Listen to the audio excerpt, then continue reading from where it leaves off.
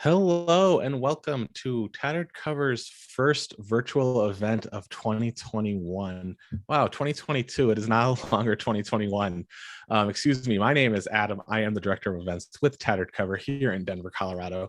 If you're locally based, please stop in. We are open at all of our locations.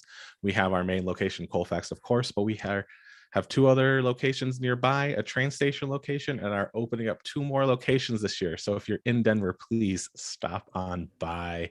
If you're elsewhere in the world, thank you for joining us. That's what's so beautiful about virtual events. We can hang out with people from all over the country, all over the world. Today's guest is celebrating the release today of his new book, Peaceful Heart, Warrior Spirit. I'm, of course, talking about Dan Millman.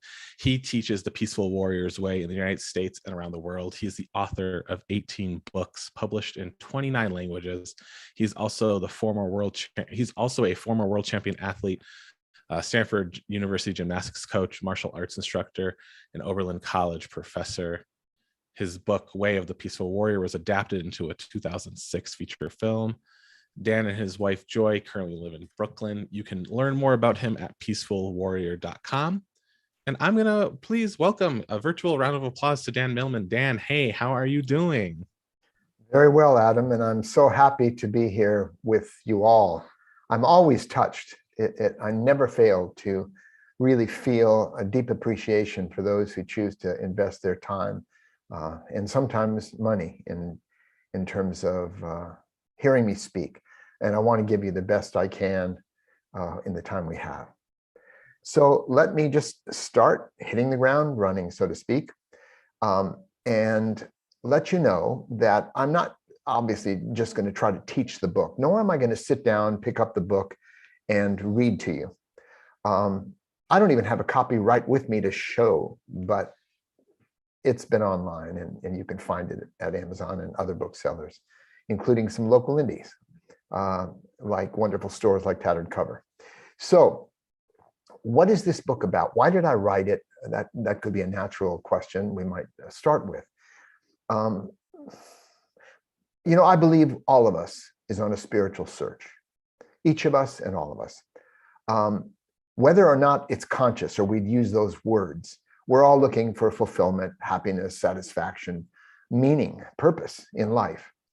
And to me, as I define in key terms at the very beginning of the book, the word spiritual is that which uplifts or inspires. To inspire means to breathe in spirit. So it's a fairly simple definition for a complex idea. To many people, spiritual has to do with belief in religions or faith. It has to do with the transcendent, enlightenment, and so on. And I do get into that because my search was for enlightenment once I understood what that was about, intellectually at least. Now, I'm going to try to give you a nourishing meal in the time we have, in the next 30 minutes, 40 minutes, whatever. And then the dessert, if I can use the comfort food analogy, the icing on the cake, will be the Q&A. So if you do have any questions you'd like to ask, it gives us a chance to interact in this way virtually. I'm here in my little office, also known as our bedroom, in Brooklyn, New York. If you hear any sirens, I don't charge extra for the sound effects, but you'll see the original art for the cover of Way of the Peaceful Warrior over my one shoulder and the Journeys of Socrates over the other shoulder, right here. So anyway, this is an intimate kind of a situation we have together. And so I'm going to be sitting here as if we're sitting by a fireplace somewhere and around a circle and sharing a little bit about the essence of why I wrote the book. It is about my spiritual quest, the true story. Now, as you probably know, I've made it public for many, many decades, actually. My books tend to be novels, but Way of the Peaceful Warrior differs because it was based a lot on autobiographical material, elements from my life. But I also blended in fiction for the sake of the story and the teaching. It was just my first book. I had no idea who would like it, but I wanted to convey it in a kind of a holistic story. So it wasn't memoir. This is memoir. Peaceful Heart Warrior Spirit is the true story, as true as I can get it, based on memory, but I've checked it out with friends and relatives when possible. But obviously, every memoirist is an unreliable narrator, as I say in the preface of the book, because we tend to gloss over certain things and choose what we're going to share. This book started out a bloated 500-page hedgerow, unruly, and I had to turn it into a bonsai, 200 pages. So I cut 300 pages from the initial download of my memories, which took the first year, about 9 drafts of the book. And what it came out was I needed to share some foundations. Now, when I read memoirs, I don't really care about people's grandparents or their Aunt Ethel, and what a funny character she was. I want to get to the heart of it. So I started out with foundations relevant to this spiritual quest that I was on. Now, I don't really have the hubris of thinking, oh, everyone is going to want to know about my life, because you know probably that I tremendously appreciate and value your life. Each of us has a story still unfolding. We never know what the next chapter is going to be. And your story is a treasure because it's like no other on the planet. So we each have a story to share with friends and relatives. Why would I want to share mine for a large audience? Well, the answer is because it is really a deeper story about our quest, our shared common quest. The details will differ. Not all of you were martial artists or gymnasts in the beginning and had that kind of training, but maybe you did music or mathematics or other disciplines that taught you some about life. So we each have our preparation. We each have our own approach. And so in sharing mine, I hope to shed light on yours as well. Leave a kind of trail of breadcrumbs, maybe a cautionary tale. So the first part of the book is foundations, about my childhood, my youth as an athlete, and then a coach and college professor and the people I met. But then we get into the heart of the book, which are the 4 mentors who most influenced my life and work.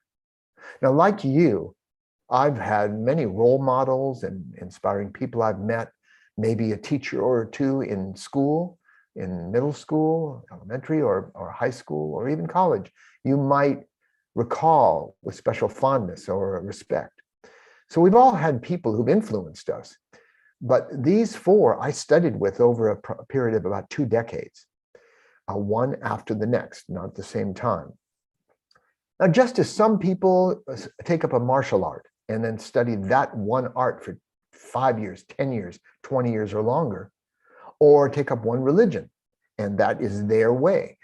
I've always been a generalist. Some part of me wanted to be exposed to a wide array of disciplines and practices. And maybe that's why life delivered these 4 particular mentors. Now, I call them by archetypal names because they really suit different aspects of spiritual training, preparation, the spiritual path.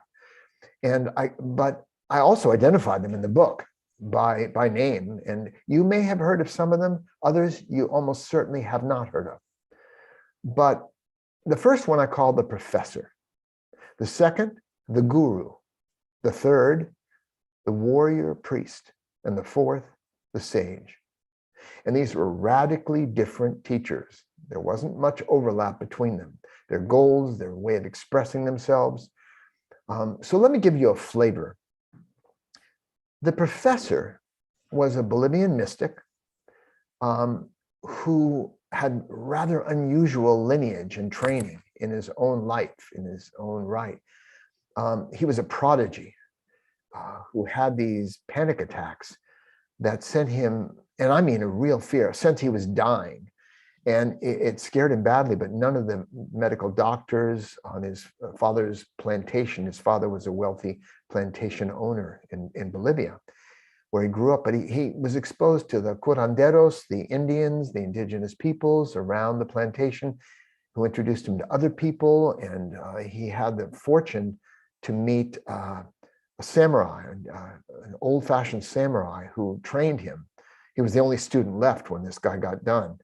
And so he had samurai training, and he inherited 600 volumes of every kind of spiritual literature available on the planet, practically, read them all. So he had a tremendous background. Later, he connected with various masters of different disciplines and so on and so forth. The point is, I was exposed and trained under the professor, who was the headmaster of a rather unusual school back in the late 60s, early 70s, actually. And I started with a 40-day training, 10 hours a day for 40 days, with intensive group process, up to 30 to 40 different kinds of meditations for different purposes, deep relaxation, body work, bone massage type body work, unusual stuff. The breath work, where I breathe once a minute for an hour while picturing a snake moving up my spine and down, some various Kundalini work. But he put it together, this global heritage of spiritual practices, the ultimate technology, not just one meditation technique or some simple thing you do over and over. I learned transcendental meditation way back when I was a coach at Stanford, and also did some zazen, sitting with a Zen Roshi. So I was exposed to various kinds of piecemeal different approaches, but I kept looking, and finally discovered the professor through synchronicities I describe in the book. But after that, I took an advanced training and then further training and some really esoteric stuff, the levels of consciousness, the ways we release tension due to stress, and got to know myself to the bone, so to speak. Because, we're not here to get rid of the ego, we're here to transcend it. And it's done through self-knowledge. And so a lot of this work was, in fact, maybe you've heard of the Enneagram books. Well, that all was adapted from the professor's initial work. He was the first to present the complete picture of this modern day version of the Enneagram. Yeah, Gurdjieff, the Jesuits had worked with it some, but all these Enneagram authors eventually acknowledged he was the source of this material. So maybe that's your connection to it in some sense. But we learned to look at people's faces in even lighting and read what we call the ego fixation, which has become a personality type, more popularized in some of these modern books. So what I want to convey is, with a sense of enthusiasm, what drew me to the professor and his work. His name was Oscar Ichazo. And eventually why I chose to leave it. Only after that there wasn't much overlap, did I discover the Guru, again through another form of synchronicity, a book I came across in this case. And the Guru, I am going to read you something that's not it's more detailed than in the book, but maybe you've heard of Alan Watts. I'm sure Adam has, anybody who is involved with bookstores. Alan Watts was a wonderful translator of Taoist and Zen wisdom.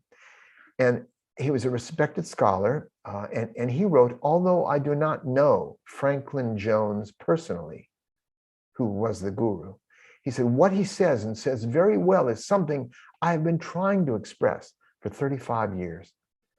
Elsewhere, Mr. Watts said, I've been waiting for such a one my entire life. Now, I could say raise your hand. I guess there's a way to do that on Zoom, but it's not absolutely necessary. But maybe you've heard of the author and spiritual pundit, Ken Wilber. He wrote elsewhere, he said, I've put forward 5 books and 30-odd articles devoted to a synthesis of Eastern and Western religion and psychology, Freud and Jung and Adler, Piaget and James and Sartre, Hinduism and Buddhism, Taoism, Christianity, Islam and Zen. I have spent my life studying these systems, profoundly sympathetic with their concerns, sincerely interested in their insights. And in my opinion, we have in the person of the Guru, a spiritual master and religious genius of the highest degree. he continued that the Guru's teaching is, I believe, unsurpassed by any other spiritual hero of any period, of any place, any time, any persuasion. I personally have found not one single item of any of the great religions is left out of the Guru's teachings. Not one.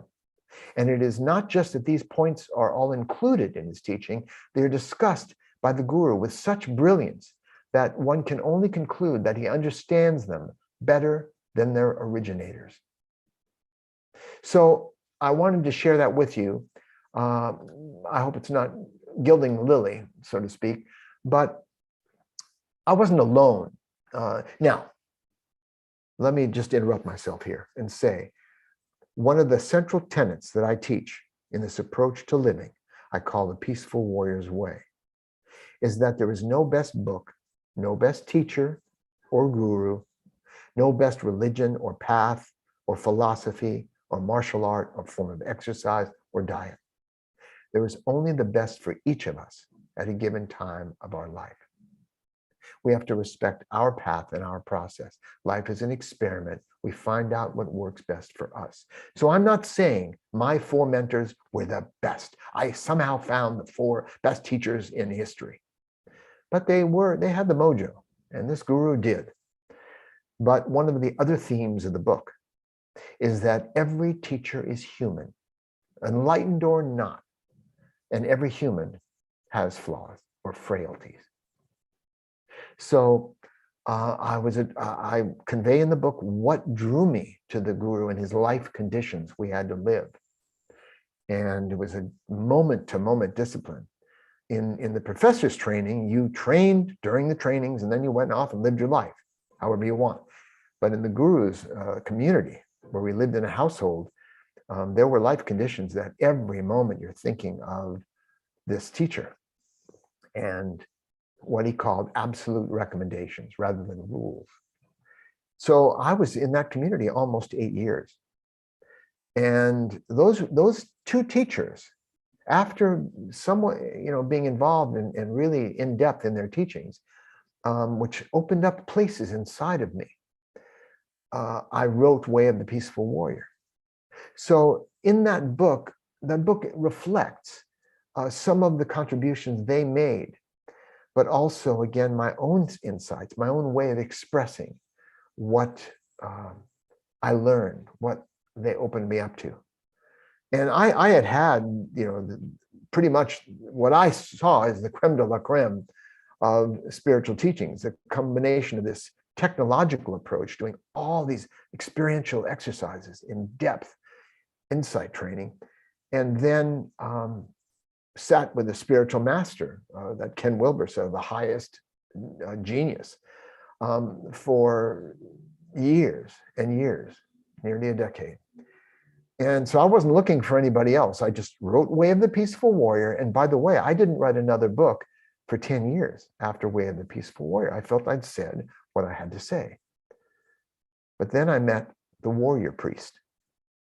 After leaving the guru for reasons I explained in the book, the warrior priest was very different. He had his own charisma, but it was more cool. He was like a spiritual badass, a martial arts instructor, former bounty hunter, but advanced metaphysician as well. And a healer, the combination of things. He was an adventurer, daring, intriguing.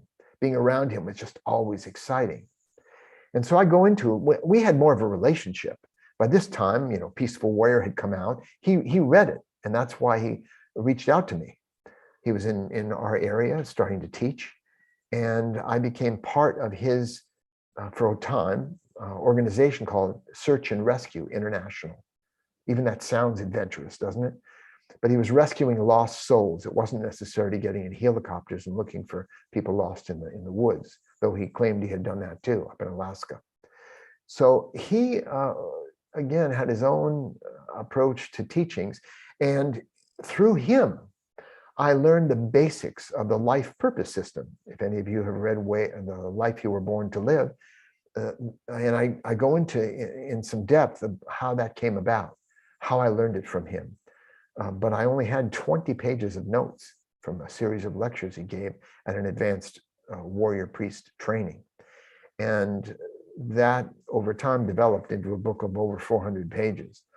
So one of the other themes I want to make clear is many people kind of view me, they saw the movie, or maybe they read my first book, a couple others, and they said, well, Dan was this ex-athlete, former athlete, who suddenly started teaching spiritual principles.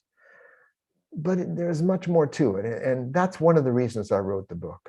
It was like expressing my creds, my background in lineage. There's so many teachers who imply, at least, that they just went into a divine coma and learned everything they teach from revelation. But most of us have shoulders upon which we've stood.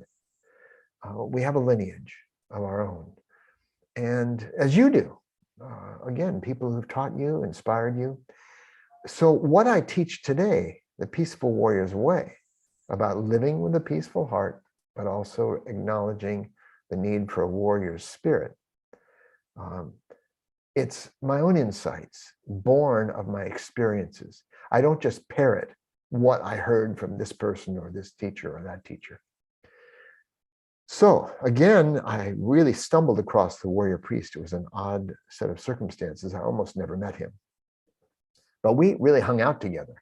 Now, the professor I met once. I benefited from his school and the trainers in the school. The guru was a figure up on a dais. I had one interaction with him, kind of a humorous one I mentioned in the book, but other than that, he was at a distance, aloof. He was the master.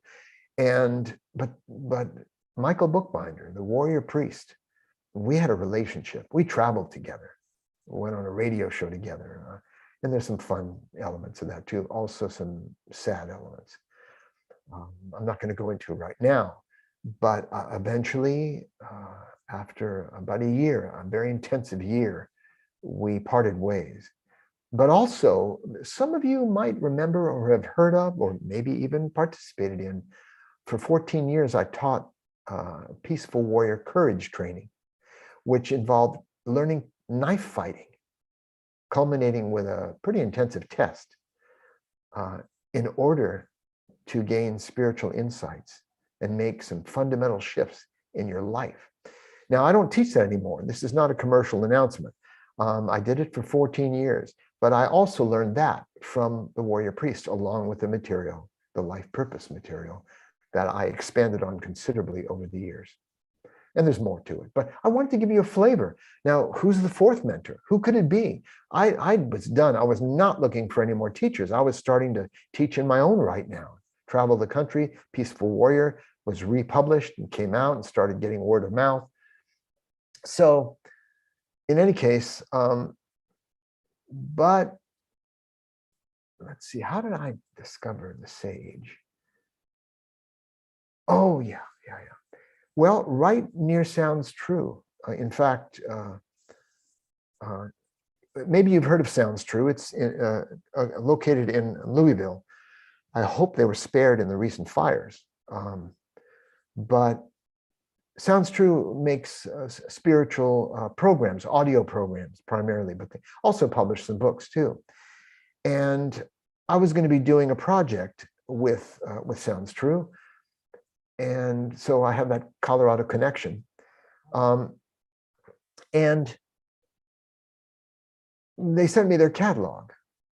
Now, at one point, I would have opened that catalog like a kid in a candy store, going, I want to do this, I want to listen to this, I want this program and that program. But really, nothing spoke to me until I came across this little program modestly titled Constructive Living. And after visiting the cosmos and all the metaphysical higher self and enlightenment practices, it seems so refreshing. Gee, how to live constructively, whether or not you feel like it. That intrigued me. So I said, hey, yeah, let me get those cassette tapes at the time. And I listened to them, and I was so impressed that I ended up finding out who the author was and reading most of his books. one after the next. And then there was this residential training, very intensive, 10-day live-in training, really day and night almost, with tests, exams. The professor had a PhD in anthropological psychology, and it was a rigorous type of experience, more so than anything I'd taken in college. But it brought me down to earth again. And so the first two teachers influenced the writing of Way of the Peaceful Warrior, including that bone massage that my mentor Socrates teaches me. But the other two teachers influenced little bits and pieces of many of the books that followed. Hard to dissect or deconstruct how much their influence was, but they definitely did. Each teacher was different revelations. So that gives you kind of a summary of how I came back to life and daily life with my head in the clouds, but my feet on the ground. And ever since then, I've been striving to teach the peaceful warrior's way. And again, that's about all of us, because each of us is a peaceful warrior in training. And so that's pretty much my experiences that I go into much more detail, of course, with these four mentors. And then I summarize at the end of the book where I am now and some humorous and humbling experiences I've had over the years. And so that's why I wrote the book, to share my lineage with you, to reveal it. Gives me a chance to acknowledge the different teachers that I'm grateful to, no matter what the circumstances of my departure.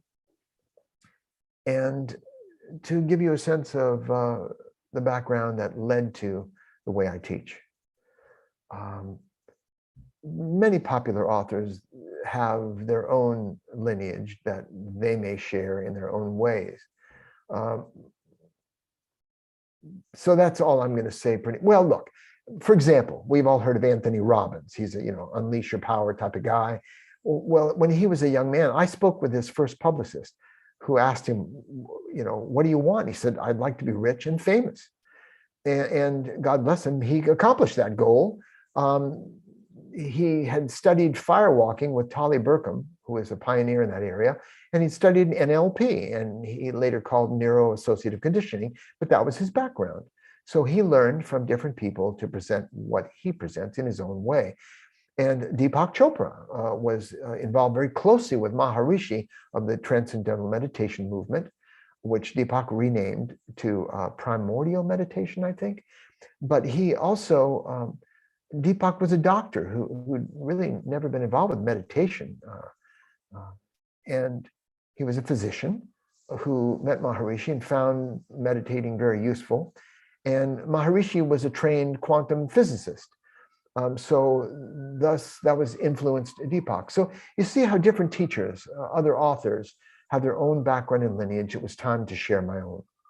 And I begin in the book, In Peaceful Heart, Warrior Spirit. In the preface of the book, I start out with a bit of a revelation that I'm not going to mention right now, but even people who've known some about my past and my story, they've heard bits and pieces over the years, may be surprised at some elements. So what I'd like to do now is I'd like to break for Q&A. And that will remind me maybe of some other things I want to share, but it gives us a chance to interact. So I'd like to, Adam is going to moderate, so I don't have to be reading necessarily. But I guess, Adam, do you want to say anything now about where people would send you their questions? Definitely. I just put in the YouTube chat where people are watching to ask questions now. We have one so far, but I know they'll trickle in. This is usually what happens. We have Rick, who just wants to know how you ended up in Brooklyn. Oh, sure. Easy. We had two daughters living on the East Coast. We lived in a lovely house, white picket fence, rainbow over the garage in Marin County, California. And I'm a California boy. Most people identify me with Southern or Northern California, Berkeley. But our daughters were living in this area, Park Slope, Brooklyn. And then one of our daughters said, hey, I'm pregnant. And that was it. That was the tipping point. Brooklyn became our center of gravity, and we've never looked back. It's a rather interesting place, but that's why we moved, because family is here now. 3 grandkids we see regularly, and our daughters and their husbands. So I hope that answers the question, Rick, and thanks for asking it. It's a good lead off. I always love to hear about family. Family is so important. I have a question for you. You mentioned your mentors from that you talk about in this book. What would your mentor archetype name be? Would it be, warrior spirit? Who are you? What would you be if you had a mentor name? Maybe the peaceful warrior, though I'm certainly not alone. As I said, we're all peaceful warriors in training. But let me share. Thank you for asking that, Adam, because I'd like to share that I also reveal this in the book. When I was a professor, assistant professor at Oberlin College, I was teaching courses that I felt inspired to teach. I had a free reign of what I wanted to teach. And one course was called Mirthful Movement. It was a circus course. So we did juggling and acrobatics and tightrope and teeterboard and a few other things, and put on a show for the college community. But another course, based on my background, by the way, in the book, I do cover, when I was a boy, a number of bullying incidents where I was threatened and hit by other boys. I was a bit small for my age, and I was always the youngest kid in my classes through school. And so sometimes I got picked on, and that led me to an interest in the martial arts to learn to defend myself. So I ended up taking a number of different arts. I go into, not in too much detail, I don't belabor it, but I mentioned starting with a little boxing, but I discovered quickly I didn't like hitting other people or getting hit very much. So boxing didn't really stick with me very long. But I went into judo, later on karate, and then Okinawan style karate. Think Mr. Miyagi. It kind of combines the linear styles of Japan with the circular animal-based forms, wushu of China. And I went into a number of different arts. So at Oberlin, I decided to teach a survey course in Aikido and Tai Chi, which I'd also studied. And I was going to call it the way of the warrior. It made sense, the path or the way of the warrior. But then I said, that doesn't really fit. Aikido and Tai Chi are not really, they're more internal arts. So why don't I call it, the way of the peaceful warrior?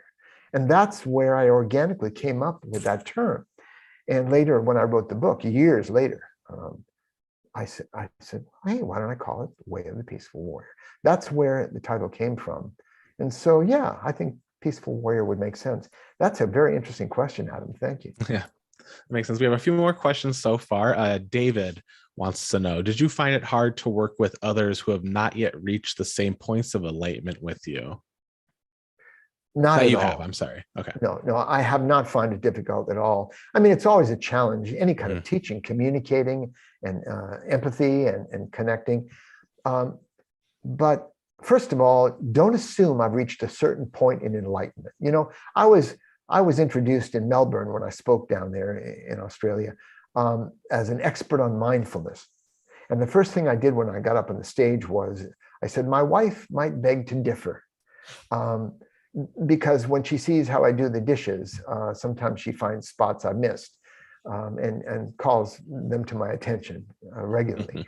And by the way, my wife, Joy, we've been married 46 years now, and she also was with me throughout my time with these different mentors. She studied with most of them, not the sage as much, but she read some of his books and so on. And so she also offers commentaries within the book, scattered or sprinkled throughout, not throughout the book, but since we've been together, about our lives together. And I thought that would enrich the book. It was her idea. And I said, great, that's a terrific idea. So she also weighs in. Yeah, so was that a tangent or responsive to your question? I think it answered David's question. We have another one from Matthew. As we're emerging, hopefully, from the darkness around the world, what are you taking away from this period of time in your life and then the lives around you? Well, one of the central teachings that I offer, that I share in my own way, is that adversity always brings hidden gifts. We've all had times of adversity and difficulty in our lives, individually and maybe collectively, whether financial, physical health, relationships. But if we look back on those times of difficulty, I think we'd agree that maybe we're a little bit wiser now, a little bit stronger, having learned some lessons and developed that. We're still standing. And so the next time we face adversity, we don't have to pretend to like it, but we can remember, keep that thread of attention, that it may be useful to us in some way. I see daily life as a form of spiritual weight training. And so the difficulty of these times, yeah, it's significant, it's historic, it's worldwide, but the wave will pass. And eventually it'll be endemic. It'll be like the flu, as we know, we probably keep apprised of this. But we're learning a lot of, about 40 years ago, I gave it my first talk on these bigger picture topics. And I remember saying at the time that we may disagree on different things, but we can agree. And this is 40 years ago, that the pace of life seems to be accelerating. Technology, there was no cell phones, there weren't even any computers yet, but things seemed to be accelerating. The energy was building. And I said, that means some people are going to go into bliss states and others are going to go kind of crazy. And right now we're in an unprecedented time where people have untethered beliefs that aren't connecting to the facts on the ground of reality. They just kind of make up whatever they want to believe. And this is very divisive. And the internet has been a very useful tool, but also it can spread misinformation and people keep getting the same kind of thing to reinforce. And this is not a political statement. This is just an existential statement that these are, there was an old Chinese curse, may you be born in interesting times. And these are indeed interesting times. So they will demand a lot of us in terms of compassion, patience, remembering that any person you see, I do this on the subways in New York City sometimes. I'll look at different people. Maybe they don't look very friendly. They look serious or tired. And yet I imagine them, what they were like as 6 months old and a year old and 2-year-olds, what they were like as children, what their lives might have been like. And it gives me more of a sense of compassion that we're all in this together, stumbling toward the light. And that's also one of the themes of the new book. And there's another question I think builds off of what you just said and maybe the same answer. Brian wants to know, what made the timing right to publish this book now? Yeah, thanks, Brian. Well, it's probably my culminating work. I don't see any other books on the horizon. After 18, I'm turning 76 next month. And so, it's maybe time to hang up the writing shingle. And these 2-year projects, it's so intense that this feels like a good culminating work. So I wanted to wait till I had enough life to look back on, but I wanted to write it while I still had my memory and all my faculties. So it was sandwiched in between that place. Now, nothing wrong with younger people who write memoirs, but they don't have as much to look back on. And I have more to look back on than forward to, very likely. So it just seemed like the right time. And you could ask that about any of my books. Why did you write this book now? And each book has its own story. At the website, under my books, I do have some information about Dan's books, why I wrote each one. For example, after Peaceful Warrior, as I said, no books for 10 years. Then I met the Warrior Priest, and suddenly new information. So I wrote Sacred Journey of the Peaceful Warrior, which followed that. It's part of the same story. But after that, people were saying, Dan, I found your books inspiring, but how do you apply this stuff to everyday life? So in response to that, I ended up writing No Ordinary Moments, a Peaceful Warrior's Guide to Daily Life. So you can see how one book built upon the other. It was an organic process, planes lining up on a runway. But I didn't know I didn't plan out the books ahead of time. Each one came up in its own way, in its own time. And this one seems perfect for now. And then Matthew wants to know, or he says, here and now, breathe and relax is a constant and frequently revisited in your books. What advice would you give now? Well, the same, Matt. I actually gave a talk in England a couple of weeks ago in the UK.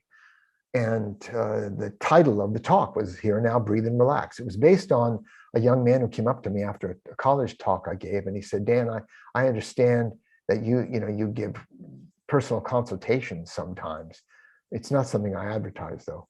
And he said, but I'm a poor college student. What can you tell me for $1? And so he handed me his $1, and I gave him 6 words: here and now, breathe and relax. This is a lifetime teaching. It's a lifetime practice. There's much more to it, but obviously I can't go into it right now. But these are 2 keys for life. They block up, they release, or they plug up the leaks of energy that most of us have. They are really key practices for living, the here and now and breathing and relaxing. Sounds simple. There are few, and actually it is. Not easy, but simple.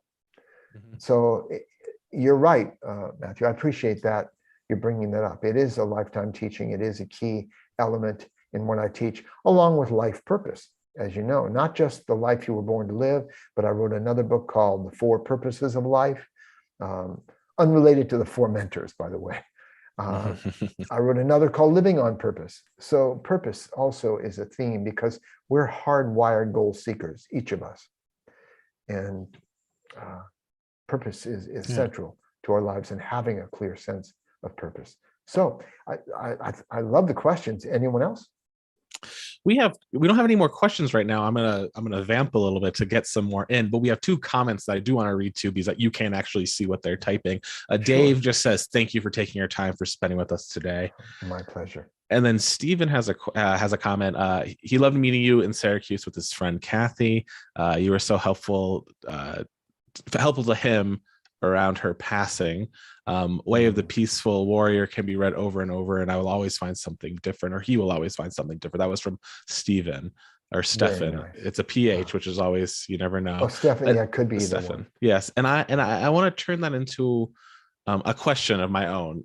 He says he can find something different over and over reading that book. I guess not that you reread your works, but if you ever think about your life when you wrote each book, can you pull something different that maybe you didn't see then, and now you see something with more clarity?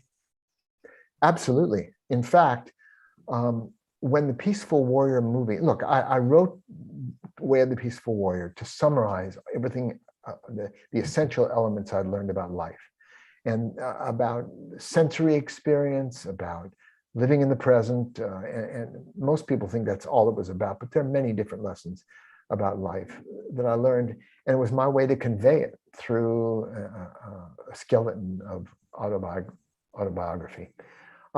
But I didn't fully understand until years later. And in 2006, when the Peaceful Warrior movie came out, I knew they'd had to condense the story, and there would be some platitudes in the movie. I didn't control the writing of it. And though it did convey some of the spirit and content of the book as well, books are usually better because they can go into more detail. But I felt it necessary at that time to write a companion book to Way of the Peaceful Warrior, which was called Wisdom of the Peaceful Warrior. And in that book, what I essentially did was I took out about 100 of the primary teachings of the character Socrates. And having done that, I then clarified each one of those points because I felt it was necessary. People going, Dan, I'm having trouble taking out the trash. How do I empty my mind? And I had to clarify and respond to that because you don't have to empty your mind. My mind isn't empty. You know that old Zen story about, you have to empty your cup before you can learn anything? Well, no, you don't. Just get a bigger cup. You don't have to forget everything you've ever learned. but though there is a process of unlearning that might be distorted, for example. So I wrote that in order to clarify what I had learned and saw 25 years later after writing the book originally, Lessons from Peaceful Warrior. And another quick example is we've all heard the saying that when the student is ready, the teacher appears. But many of us misinterpret that saying to mean, yeah, somehow when I'm deserving enough, or I've been initiated, or good enough, or have done enough exercises, then a teacher will appear like Socrates in my path to guide me or kick me up the path. Well, that's one interpretation. But my view, as I highlight in the new book as well, when the student is ready or really paying attention, the teacher appears everywhere. It doesn't have to be somebody like Socrates or one of my 4 mentors. It can be a cloud passing by. It can be a tree bending in the wind. Nature has always been my primary teacher, and maybe it has yours as well. And one more question just came in again from Matthew. What is something that you wish people would ask you more about? And I feel that's a good last question. It's a good last question, though I don't really have a good last answer to it, because I don't have attachments to what I think people should ask me about. I will offer one final takeaway, though. If one of the bigger themes I hope people get out of the book after reading my story and relating it to their story is to trust your own path, your own process. So many people get depressed looking at social media and Snapchat and Instagram or Facebook, if they're still on that, which I am. People who follow me, I share some quotes, a couple quotes a week, favorite quotations. They have pithy wisdom. But you have to trust your path. It's the best. Don't live anybody else's. Stop comparing yourself to other people. You're either going to feel superior or inferior. This fear of missing out, FOMO, people get depressed because they see how much fun everyone else seems to be having. Stop doing that. It's a disrespect to your own process. We each have our own way of learning, our own style, and that's what I hope you can take away. And maybe that's what I hope people would ask me about more, about trusting their own process and your life. And I like to offer that reminder. Dan, thank you so much for spending today with Tattered Cover with all the readers and listeners around the country, the world. That's the beautiful thing about virtual events. Can you remind people, where can we find you? You mentioned Facebook. Where's the best way to connect with you on the internet? Well, you mentioned my website, peacefulwarrior.com. There's a free life purpose calculator you might enjoy on the splash page. And it links to my books and audio programs and other material that just may be informative. And by the way, at the back of the book, at the back of Peaceful Heart Warrior Spirit, which is featured, of course, when you go to my website, there's a link I give people, and it's better to go to that link after they've read the book rather than before. So I'm not going to give it now, but it's a link to photographs. I didn't put any photos in the memoir. I don't always like those. It interrupts the narrative, but there are photos of me and of the 4 mentors, more about their lives, the books they've written, some of them, and also a couple of fun videos. The beach with the Beach Boys playing in the background at Santa Monica Beach in California, and me doing a trampoline routine, that sort of thing, just amusement. So that's at the back of the book to give a little more information about it. So yeah, people can follow me on Facebook if they like, or Twitter, and if they would like to get some quotations sent to them a couple of times a week. So that's the best way to connect. And I appreciate your asking that, Adam. Of course. And yeah. Before I let you go, before we went live, we were talking just about supply chain, and it's the reality of life. So I want to let all the viewers out there know you'll get an email tomorrow. The books we're hoping to get next week. There's just been some things. It's slow, that's just the world that we live in right now. Everywhere. So you will be getting your books that have signed book plates from Dan mailed to you from Tattered Cover. Hopefully by next week, you'll be updated as we know. If you have questions, I'll put this in the YouTube chat. You can email this email, events@tatteredcover.com. I will personally respond to you and make sure we get you all the information you need. But again, thank you for your patience and supporting independent bookstores and supporting Dan. This was an amazing conversation, and I'm so glad and grateful that this was our first virtual event of 2022. I feel like it washed away a lot of 2021 almost. Yes, we can all use some of that. Yes. Well, thank you again so much. Thank you all the viewers out there. I hope everyone has a wonderful and safe 2022. Again, thanks, Dan. You bet.